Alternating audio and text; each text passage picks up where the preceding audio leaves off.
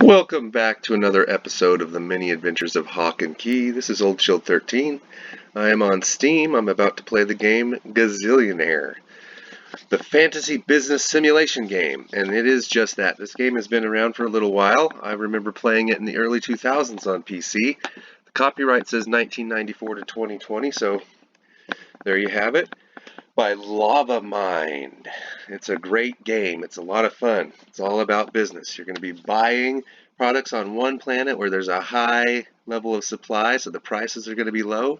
You're going to be taking that product to another planet and selling it where the supply is low, so your prices will be high. You'll get, as they say in the game, a great deal. So this game is a lot of fun. I can't wait to show it to you guys. Let's get started. In Gazillionaire, your goal is to become an interstellar tycoon by trading moon ferns, ogle sand, and lava lamps across the galaxy of Gog. And you'll be selling a lot more than just those items. There's other items as well. Plus, you'll be marketing and advertising your passenger seats on your ship that you use to travel from planet to planet as you're selling your merchandise, as well as purchasing advertising for the merchandise that you'll be selling. So there's all kinds of fun things to do. It's a great practice for a business-minded person or somebody, a budding entrepreneur possibly, that wants to practice their business skills. So here we go. Play game. Start new game. Welcome to Gazillionaire. For the first time in 700 years, Emperor Dread Nichols and you and a handful of other newly formed trading companies permission to operate inside the Cucubian colonies. As president of a trading company, you must make a profit transporting essential commodities between the 7 planets of Cucubia. Your goal is to build a trade empire by investing in larger ships, buying warehouses, and skillfully outmaneuvering your competitors. Here we go. Let's start out with beginner. Okay, if you're a first-time player, we highly recommend the tutorial game, but we don't need that. I'm not a first-time player. So, in the tutorial, we introduce new features each turn until you're playing the complete game. Remember, your goal is to become the richest business owner in the galaxy. Keep in mind that Gazillionaire is a turn-based game, meaning each player takes a turn. Once everyone has taken a turn, the game advances to the next week. Have fun building your business empire. And that's right, this is a multiplayer game. You take turns, but you can have multiplayers. And you each get to name your business. So how many players? Please select. We're going to go with just the one. 6 computer companies will also compete in each game. And look, you can have up to 6 players. So here we go with only one player to demonstrate this game. So here's the arrangement of the planets. Xyle to the top left corner, Bass, Sty in the bottom left corner, Vex in the lower center, Pike in the center right, Zine, and then Frack in the top right. So you can click randomize planets and it'll mix these up if you've played it before and you like having certain planets closer to one another. Other than that though, we can hit continue and go on to the next part of the game. Your competitors: Gizzy Shipping, Freewheeling and Chaotic, Puffer Inc., Naive Startup, Trading Course 4, By the Book and Neutral. By the Book and Neutral, I like that. Rogue Transport, Risk Taker and Innovative. Vandergrift Limited, Cautious. Hoffmeister, Ruthless and Aggressive. Before we continue though, I've got Ray pounding on the studio door. What is it, Ray? We're making a video here of Gazillionaire. You want to come on in? Come on in. You can tell me all about it while I play this game. Okay, come on, let's go.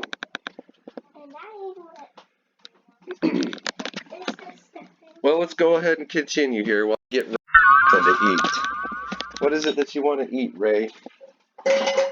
Want a bowl of cereal, buddy? You want some of these Honey Nut Cheerios? Here you go. But one check. I'm good to kind Please name your company. All right. Let's name our company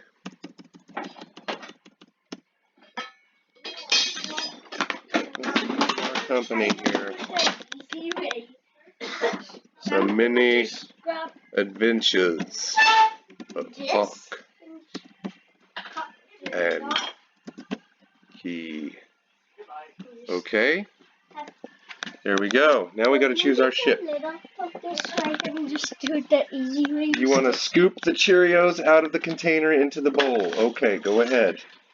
You need my help with anything else? You got it from here, Ray. Yes. You got it? All right, bud. Have fun. It's like your corn powder. I'm going into space to do some business. Okay, the many adventures of Hawk and Key. Click on the spaceship you wish to purchase. Well, let's see. They all have their own attributes. I don't see it. If I click on one, say this one. The blob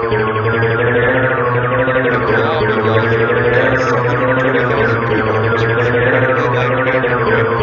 It has a turbocharged 7-corp engine, requires 4 crew members to operate, and comes with a 30-ton fuel tank and seating for 7 passengers. The disadvantage is that it has only an 80-ton cargo bay.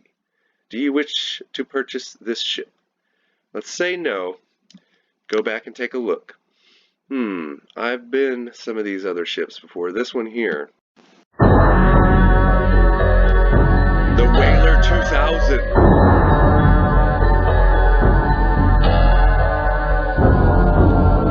Now the Whaler 2000 is a monster of a ship. It costs 120,000 Kubars and can carry up to 130 tons of cargo, 50 tons of fuel, and 11 passengers. The disadvantages are that it only has a 2-corp engine and requires 6 crew members to operate. Do you wish to purchase this ship? Now, for the purposes of getting onto this game, for this video, we're going to go ahead and choose this ship. It does have a slow engine. 2-corp engine in the game is slow.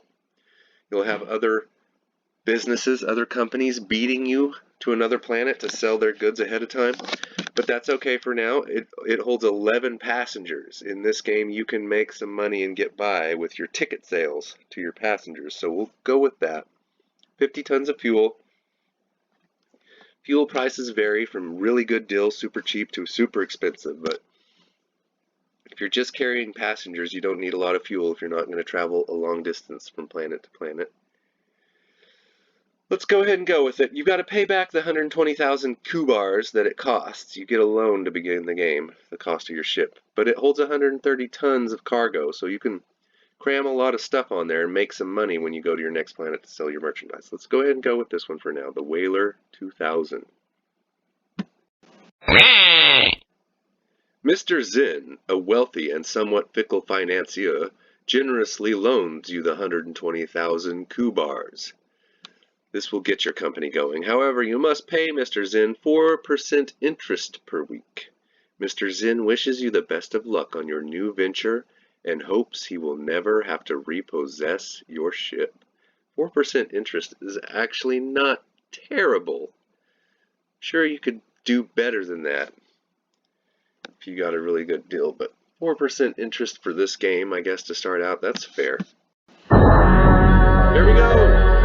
Companies are ranked according to their wealth. The Many Adventures of Hawk and Key is in number 1 at $120,000 or 120,000 Kubars in the hole.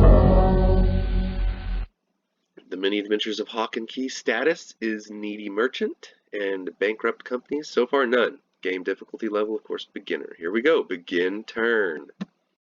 Welcome to Frack, home of Voyager's Insurance.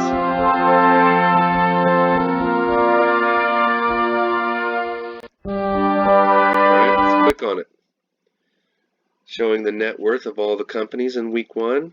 Let's continue. Here we are. This is the main dashboard where you're going to be playing the game. So it tells you what planet you're on. You're on Frack. You've got stock market. You can click on this and it'll show you the stock prices and the stock performance of every planet is at right now. And it also tells you what the current price. Here, $1,700 per share. We're not going to get involved in the stock market right now, though. What we're going to do is pick up passengers first. See, it shows we've got 5 passengers here to pick up. So we have 11 seats. Right now our ticket price is set at $1,000 a ticket, and our ticket price for the next planet is also $1,000 per ticket. So what we're going to do is we're going to click on this, pick up passengers, and we've got 5,000 Q bars now. We made a little bit of money. Now we're going to set our ticket price for the future. If you click middle, it'll give you an automatic price. If you click upper, the same thing. Lower, the same thing. But we're going to go a little less than that. We're going to go 2,400 Q bars. I had decent success with that price in this game and other times I've played it. So now when we go to the next planet, if we sell any tickets to passengers, it'll be at 2,400 Q bars. If we sold 11 of those tickets, that'd be decent money. So we've set ticket price, we've picked up passengers, we're going back. Now, we could go get a loan. You get a loan of 100,000 Q bars, that's your credit limit, and you get a 5% interest rate. You have to pay that back. If you don't pay it back, if your payment gets behind a couple of weeks, you'll go into the red on this and it can end your game. So you have to make sure and keep that up. And here's Zin's loan at the bottom left of 100,000, which you accepted to purchase your ship to get your business started. And he has a credit limit on here of 200,000. So you could borrow a little bit more from Mr. Zin if he'll accept your terms if you get into a pinch in the game or something. So let's go back.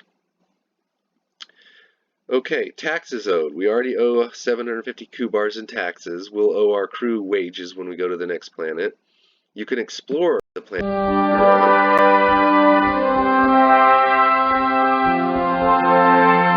You can go to About. It will tell you that the history of Phrak. Phrak was the first planet in Cucubia to be colonized.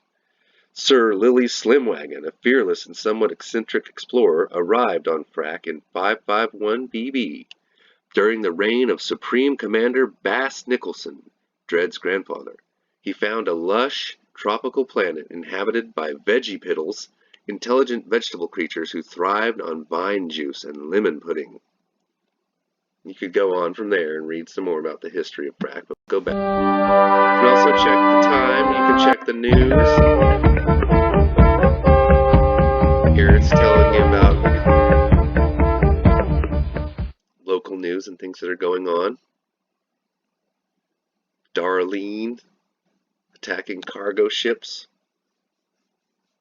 So we go back. We can also check the weather. We can check the special for each planet. It says while on Phrak, you can pay a visit to the Voyager's Insurance Company headquarters and ask for a reduction in your weekly premiums. Well, I think we should try and do that. Let's ask for lower premiums. Although I have to tell you, sometimes on these, you ask for something that might help you out as a company and it ends up backfiring on you. But we're going to go ahead and ask for the lower premiums. He will reduce your premiums an average of 33%. He explains how this will severely cut into his commissions and lifestyle, but he values you as a customer and is willing to sacrifice on your behalf. So yeah, that went out. So let's go back from exploring the planet. Now we have 5,000 in money. Let's go ahead. I'm going to get a loan. I'm going to borrow the max, which is 100,000, so I can get started. Now, you don't have to borrow the max. You don't have to borrow any at all if you want to try it the other way. You can try, starting out with what little you have and working your way up. But we're going to do it that way. So here we go. Now I'm going to go to the marketplace. I see that on Phrak there are jelly beans, frog legs, umbrellas, toasters, hair tonic, oxygen, ogle sand, and cryptoons. Now what I want to do is check the supply. So I'm going to go down to the bottom center here and click on supply. And it shows me all the planets. Up here at the top next to Phrak you can see the little icon of a planet. That reminds you you're on Phrak. It's always going to be the first planet listed that you're on. So you can look and see that Phrak has an 80% supply of jelly beans. So the jelly bean price on frac, for instance, is going to be much cheaper than it would be if you went to Bass, which you can see Planet Bass has the little blue arrow next to the 6% supply. So the prices on Bass, people are going to be paying high dollar for jelly beans on Bass because the supply is low. Okay, so here we go. Frog legs is also another one that there's high supply on frac. Umbrellas, toasters, and Cryptoons. Now Cryptoons, look at Cryptoons. If you go over to Sty, 1, 2, 3, 4 planets over and look across to the blue arrow, it shows there's 0% of Cryptoons on Sty and 99% of the supply is on frac. So if I go to the marketplace and buy those Cryptoons, which there are 31 tons on frac, if I just click on Cryptoons and go over here to buy, then it's going to be like, do I want to buy a lower amount of tons, middle amount of tons, or upper amount of tons? And of course, I have 105,000 Kubars. I want to buy as much of these Kryptons as I possibly can afford.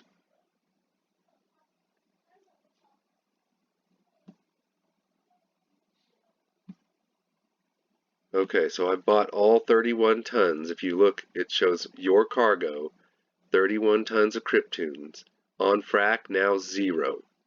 So go back to the supply. I'm reminded that Sty has 0% Cryptoons. So I'm going to travel with my cargo of Cryptoons to Sty. But I can also look and see that my ship's cargo bay is only 23% filled.